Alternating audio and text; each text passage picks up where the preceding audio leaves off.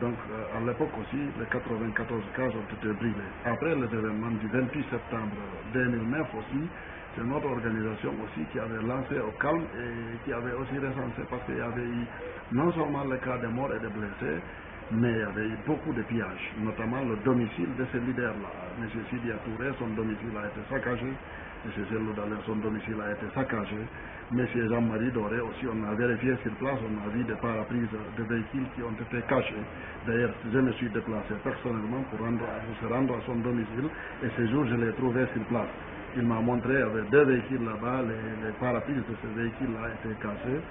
Et toutes ces informations-là, nous avons produit des rapports autour de ça qu'on a justement remis aux leaders politiques un peu avant la campagne pour que les militants et les citoyens soient sensibilisés afin pour ne pas qu'il y ait ce qui est arrivé là. Parce que ce qui est arrivé là, c'est déplorable. Nous, notre bureau exécutif, j'ai convoqué le bureau exécutif, j'ai invité les sages de 4 coordinations régionales de la République de Guinée. Et ces sages nous ont accompagnés avec les rapports de janvier et février 2007 de pillage et les rapports de 28 septembre pour montrer aux leaders candidats à l'élection présidentielle, notamment les principaux leaders. On a eu à rencontrer en première position M. Sidia Touré. On lui a donné ce rapport, on lui a expliqué qu'il y a des problèmes dans le pays. Nous voulons que les militants et les citoyens soient sensibilisés afin qu'il y ait la paix chez nous. On a fait la même chose pour Selou Dalein Diallo de l'IFDG, on a fait la même chose pour le professeur Alpha Condé du RPG et M. Lousseni Fall, ainsi de suite.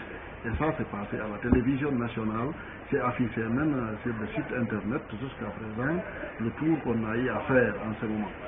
Donc, si la situation s'envenime jusqu'à ce niveau, nous ne pouvons que dire que nous sommes déçus parce que nous ne nous attendons pas à ça. Nous attendons que les citoyens, les militants des partis politiques soient sensibilisés à tous les niveaux afin de préserver les biens des opérateurs économiques dans ce pays.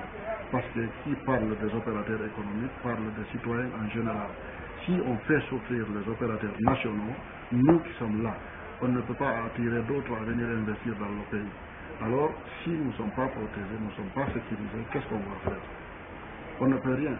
Donc, nous lançons des appels sérieux, solennels aux autorités, aux hommes en tenue dans ce pays, pour que les opérateurs nationaux et étrangers qui vivent parmi nous soient sécurisés. Et la suite, je vous dirai dans les heures ou des jours à venir, Inch'Allah.